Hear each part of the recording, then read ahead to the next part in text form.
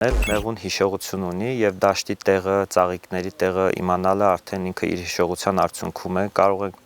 ինչ որտեղ մեկը բնազդ է ասում, մեկը հիշողություն է ասում, բայց փաստերն է, որ մեղուն իր ընտրած ծաղկի տեղը միշտ վերադառնում է։ Մեղուները ծաղկափոշին, ջուրը այսպես ասած բերում են իրենց մոտ ունեցած դույլիկներ ենք ասում, այդ դույլիկների օգնությամբ երբեմն հանդիպում է նաև որ ծաղկափոշի առատ լինելու դեպքում մեղուն վերադառնում է ամբողջ մարմինը ծաղկափոշով պատած, բայց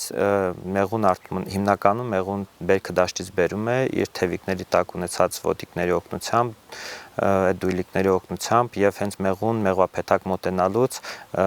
մենք այդ իր ոտիկների վրա տեսնում ենք այդ ծաղկափոշին, որը հավաքած պնդացրած վիճակում մեղուն բերում է, ու ինչն է հետաքրքիր, եթե մեղուն հեռու տեղ է գնում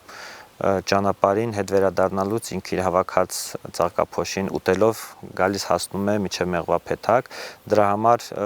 պետք է միշտ ընտրել այնպիսի վայրեր, որտեղ որ մոտակայքում կլինեն ծաղիկներ եւ մեղուն ստիպված չի լինի